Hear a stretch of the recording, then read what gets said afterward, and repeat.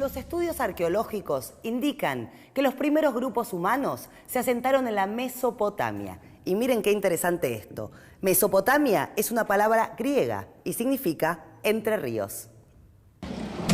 La Mesopotamia está ubicada entre dos importantes ríos, el Tigris y el Éufrates. Se trata de una llanura muy fértil entre grandes sistemas montañosos y el desierto. Un área que abarca lo que hoy es el este de Siria, el sureste de Turquía y la mayor parte de Irak. La región estaba marcada por grandes diferencias sociales, guerras entre los pueblos que se disputaban el territorio, y en cuanto a la tierra en sí, lo más importante era su fertilidad. El curso de los ríos, el Tigris y el Éufrates, significó un desafío importante para los pueblos de la región. El comportamiento de estos ríos era imprevisible y debieron controlarlos. Para eso, construyeron diques y canales de irrigación. Seguimos tomando nota, profe.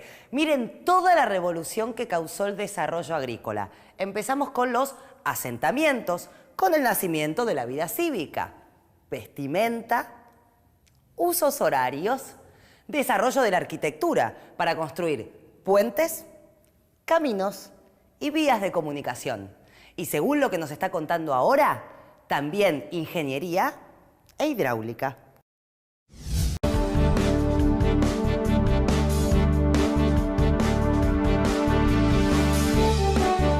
Último momento. Según las informaciones que manejamos en nuestra redacción, esta semana la creciente del Tigris y del Éufrates puede ser tan violenta que hay riesgos que cedan los diques y gran parte de las cosechas sean arrasadas.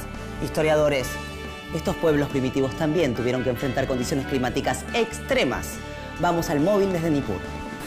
Hola Ernestina, Mesopotamia informa. Parece ser que esta vez la creciente podría estar acompañada de una fuerte tormenta de polvo del desierto. Esto podría ser asfixiante para la gente, para los animales, y además la lluvia torrencial que se anuncia podría convertir al suelo en un mar de barro. Ernestina, ¿me escuchás? Ernestina, ¿estás ahí? Ernestina, ¿me escuchás? Uy, sí, profe, discúlpeme, sabe que me quedé dormida, pero estaba soñando algo increíble. ¿Cómo hubiese sido un noticiero de entonces? Bueno, nada más alejado de aquellos hombres que la televisión. Bueno, sí, ya sé, pero tenían cosas parecidas a nosotros. Muchas, aunque no parezca. El nacimiento de la agricultura los obligó a organizarse socialmente, y el sistema que crearon tiene puntos en común con el nuestro. Poco a poco la vida social necesitó de un tipo de organización que controlara y administrara la producción, organizara los ejércitos y cobrara los tributos o impuestos. Y entonces se constituyeron los primeros estados, como una forma de ejercer la autoridad. Se conformaron núcleos urbanos y se construyeron las primeras ciudades. El uso de la piedra, el adobe y los ladrillos fue el antecedente de lo que serían las monumentales obras del Neolítico. Estas primeras civilizaciones del cercano Oriente y de América se desarrollaron con diferencias de miles de años, pero a pesar de ese tiempo que las separa, se reconocen similitudes en su historia. Y particularmente en Entre Ríos. Perdón, quise decir en la Mesopotamia, la región del Asia que ya vimos que significa Entre Ríos. La Mesopotamia asiática se puede considerar una región geográfica y en ella se asentaron varios grupos, pero no existió una organización política unificada. Lo que hubo fueron numerosas ciudades-estado que durante miles de años libraron guerras por el dominio del territorio.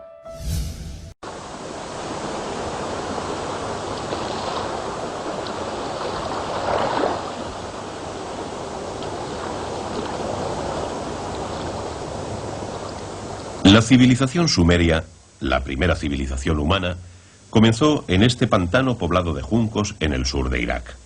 Sobre el año 3500 a.C., los sumerios asentaron las bases de la civilización mesopotámica después de superar las dificultades impuestas por un clima severo. La gente todavía vive como lo hacían los antiguos sumerios, en un madif hecho con juncos y de forma parecida a la cabaña. Sin embargo, la gente que vive aquí tiene un origen diferente. Ellos son árabes que provienen de la península arábiga. Y aún así podemos observar la similitud entre sus modos de vida a través de sus casas y embarcaciones.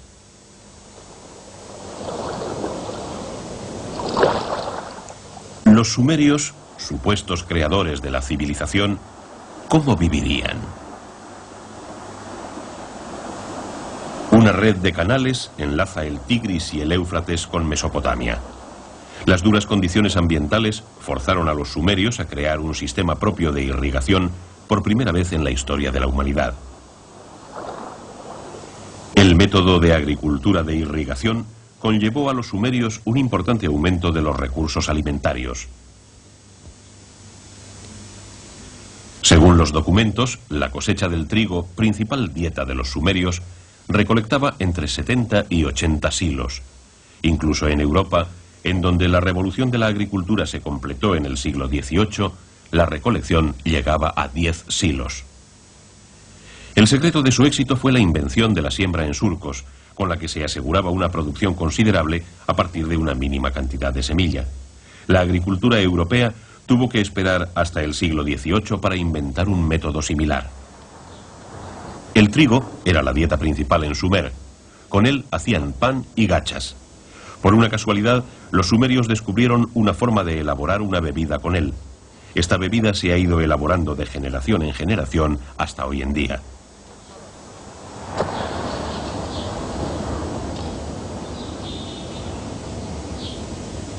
La invención de la cerveza se data allá por el año 3000 a.C.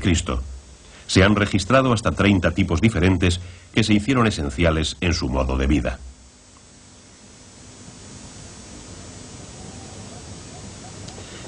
Debido al incremento en la producción de alimentos y al abastecimiento de sus graneros, el pueblo de Sumer podía disfrutar de una buena alimentación.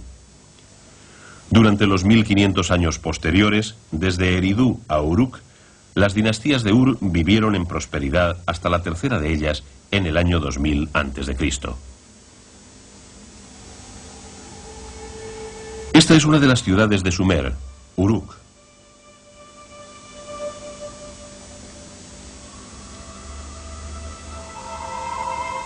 Continuando con la producción de alimentos, el pueblo comenzó a reunirse alrededor del zigurat en donde se hallaban los penates, incluido el dios de la agricultura, para venerarlos.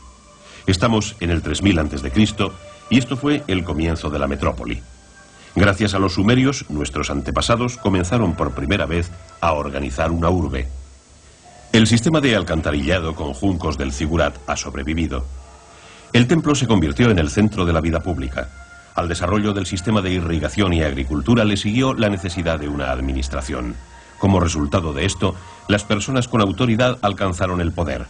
Por primera vez, un lugal, que significa gran hombre en lenguaje sumerio, se convertía en la cabeza visible del estado de Sumer. Los sumerios también fueron los inventores del concepto de arquitectura con arco. Además, dieron el primer paso de lo que luego llegaría a ser su contribución más valiosa para la humanidad. Los sumerios inventaron los símbolos de la escritura. Fue el resultado de su necesidad de registrar sus actividades económicas. En los templos comenzaron los tributos y el comercio de grano. Los pictogramas sumerios de aproximadamente el año 3100 a.C. son los caracteres más antiguos que se conocen y fueron hallados en 1928 por un equipo de investigación alemán. ¿Cómo empezaron a crear la escritura los sumerios?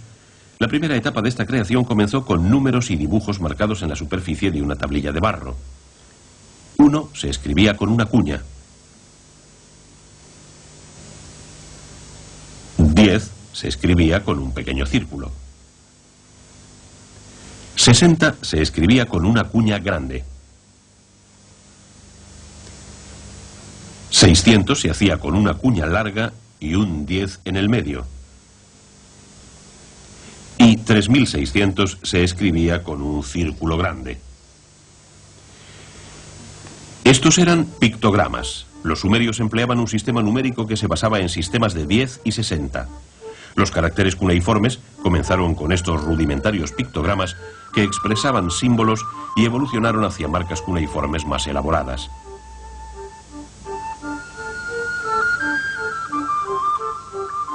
Este símbolo representa una vaca. Durante 3000 años, la escritura cuneiforme modificó sus caracteres, pronunciaciones e incluso significados dependiendo de los pueblos que los escribiesen. Este proceso es similar a la relación existente entre el empleo de los caracteres chinos por chinos y japoneses hoy en día.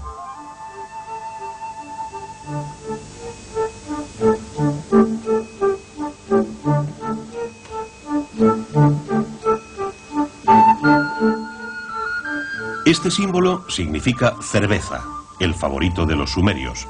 Las muescas representan la espuma de la cerveza. Podemos observar cómo los cambios se van sucediendo desde los caracteres sumerios a los asirios.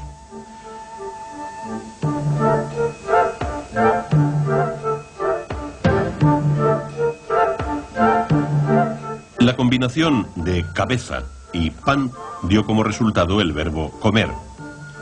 Los símbolos se hacían inclinados 90 grados para facilitar su escritura. El proceso concluyó alrededor del año 2500 a.C.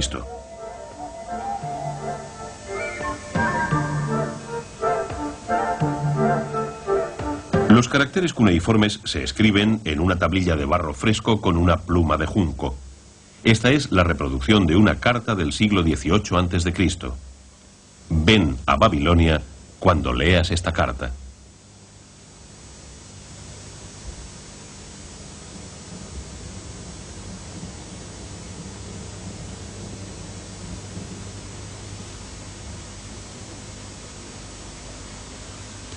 Los sumerios proporcionaron un gran desarrollo a la humanidad, creando caracteres que posibilitaban al hombre registrar sus conocimientos. Existió una vez una ciudad que tuvo gran reputación, convirtiéndose en el centro de la política en Sumer. Fue en el año 2100 a.C. y duró casi 100 años. Hoy en día, en el emplazamiento de la excavación, se dejan entrever unos vagos contornos de aquella ciudad cuando la observamos desde el satélite. ¿Cómo habría sido hace 4000 años?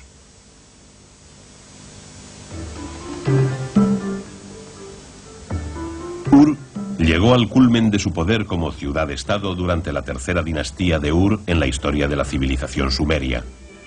Basándonos en los documentos que Bully recopiló y que actualmente se guardan en el Museo Británico, hemos intentado reconstruir la ciudad de hace 4000 años con un diseño de gráficos por ordenador tan detalladamente como nos ha sido posible. Esta era la ciudad en la que Bully halló la tumba imperial de Ur.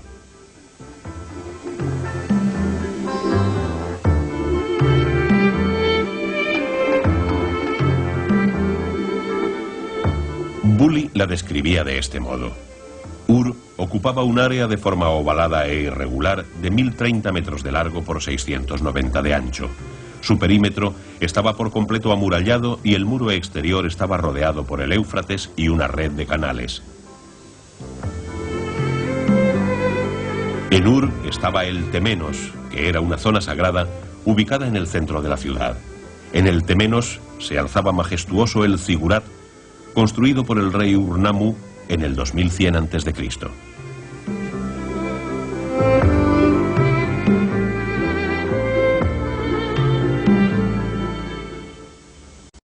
En el 3500 a.C., al sur de Mesopotamia, en una región también conocida como Sumer, surgieron las primeras ciudades del mundo.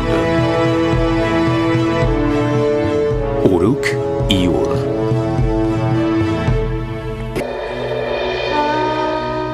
Los primeros sistemas de escritura del mundo se realizaron en Mesopotamia. Aquí surgieron los primeros reyes del mundo. Aquí se inventó la rueda, se inventó el arado, se instauró el Estado como forma de organización de la vida política.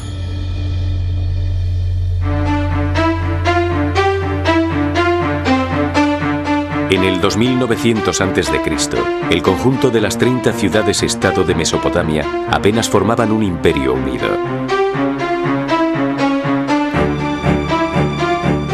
Cada una tenía su propio rey, sus propios dioses y su propia zona de campos de cultivo. Las ciudades rivales crearon alianzas para reforzar su independencia o para conquistar a los habitantes del lugar. Las distancias entre las ciudades en realidad eran bastante pequeñas, y debido a que el agua del terreno era un bien muy preciado, en cuanto alguna ciudad tenía la más mínima ventaja, entraba en guerra.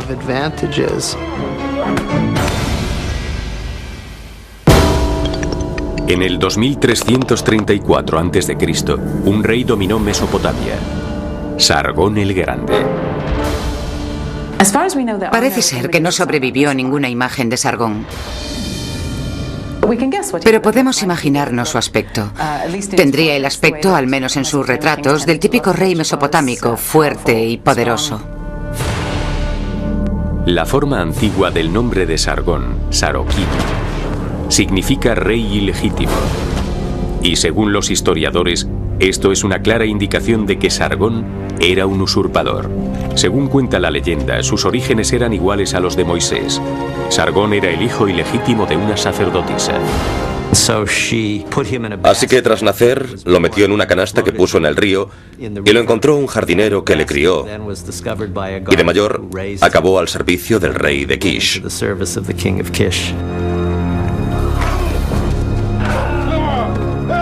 Emprendedor, ambicioso y despiadado, Sargón derrocó a Urzababa, el rey de Kish, y se declaró nuevo gobernante de la ciudad.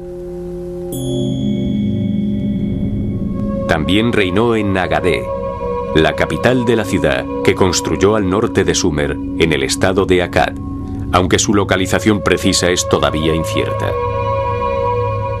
Con la ayuda del ejército acadio, Sargón empezó a tomar el control del sur de Mesopotamia.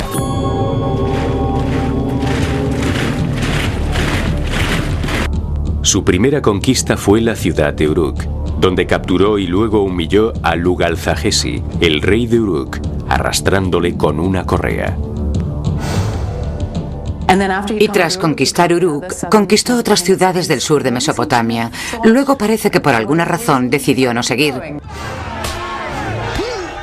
Él no era como los anteriores reyes sumerios. No le bastaba con lidiar batallas locales. Quería luchar contra lo que se llamaba el mundo conocido. Sorprendentemente, hizo precisamente eso. Durante su reinado de 56 años, Sargón conquistó el norte de Mesopotamia, el norte de Siria y finalmente llegó al Mediterráneo y conquistó el sudeste de Turquía. Sargón construyó el primer imperio del mundo. Fue el primer rey que se hizo con las tierras en las que vivía gente de diferentes nacionalidades, que hablaban otros idiomas y tenían dioses diferentes.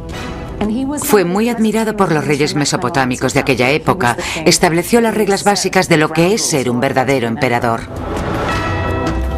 El imperio de Sargón no era solo único en extensión, sino también en organización. Intentó unificar esta extensa zona y reorganizarla como nadie lo había hecho jamás.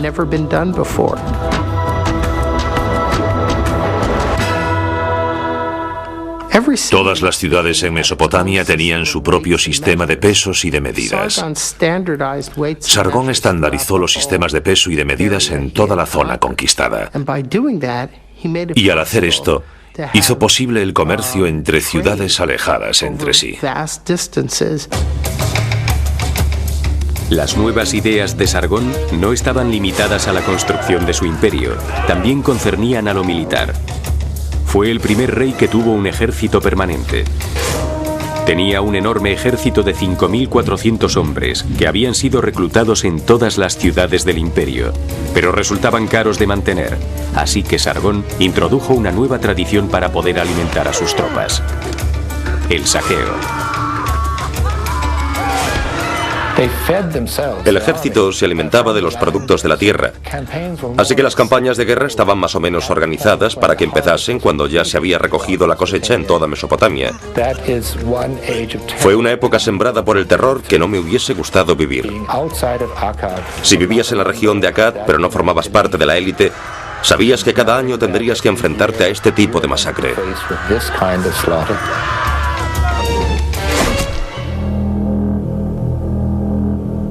Sargón reinó hasta su muerte en el 2279 a.C. Su dinastía continuó gobernando durante otros 82 años. A pesar de que el imperio acadio fue un imperio grandioso, también demostró su fragilidad. En el 2197 a.C., el reino cayó en manos de unos enemigos que provenían de los montes Zagros en Persia. Pronto surgiría un nuevo rey. Hammurabi, que veía en Sargón su modelo a seguir, creará sin ayuda de nadie una legendaria ciudad. Y de repente aparece en las fronteras con su ejército preparado para luchar.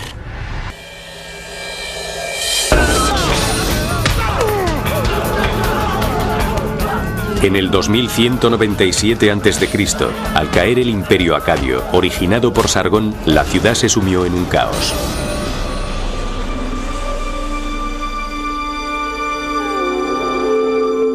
Finalmente, en el 2112, los reyes de Ur consiguieron la estabilidad. Entonces, una nueva amenaza apareció por el noroeste. Unos nómadas llamados amoritas sembraron el miedo entre los mesopotámicos.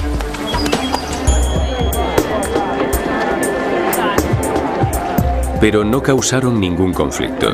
En el 1900 a.C., los amoritas ya estaban completamente adaptados a la vida mesopotámica.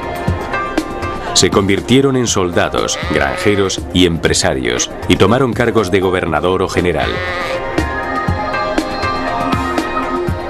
Consolidaron su integración en Mesopotamia fundando dinastías en las ciudades de Isin, Larsa, Esnuna y Babilonia. Al final, la llegada de los amoritas benefició a Mesopotamia. Muchos de los grandes reyes de Mesopotamia fueron amoritas.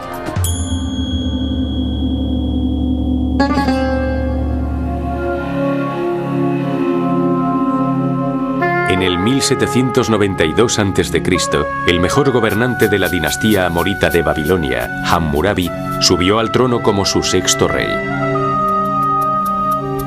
Al principio no parecía demasiado interesado en las campañas militares. Gobernó durante 43 años.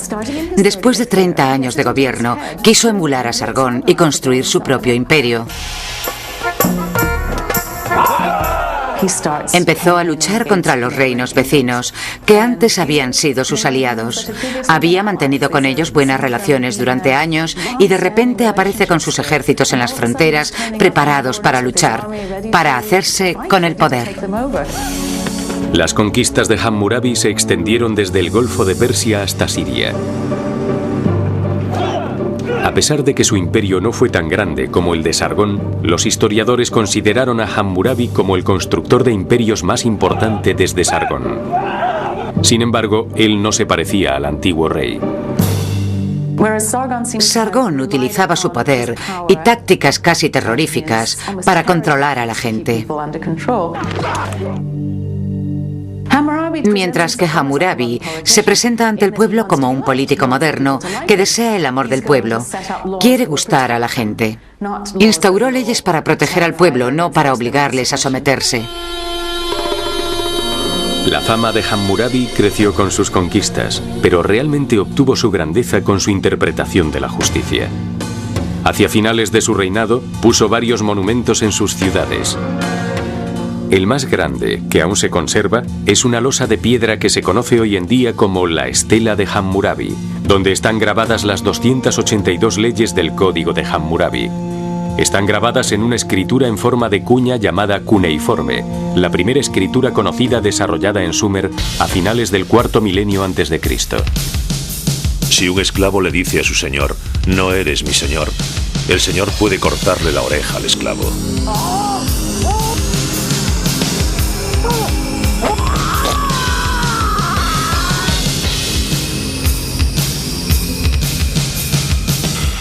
Si un hombre acusa a otro hombre de asesinato sin aportar ninguna prueba, se deberá ejecutar al acusador. Si una mujer no es discreta y por tanto no cuida de su casa y desacredita a su marido, hay que arrojar a esta mujer al agua. El plan de administración de justicia de Hammurabi era muy extenso. Sus regulaciones civiles y criminales cubrían muchos temas, incluyendo leyes comerciales, matrimoniales y de propiedad, precios y salarios, regulaciones en esclavitud y los honorarios. La justicia de Hammurabi no era necesariamente equitativa. Los derechos cambiaban dependiendo del estado individual de los ciudadanos, si eran ciudadanos libres, gobernantes o esclavos. El Código de Hammurabi no fue el primero en instaurarse. La gente de Mesopotamia ya estaba acostumbrada a seguir los códigos, pero el Código de Hammurabi era el más detallado. y sofisticado.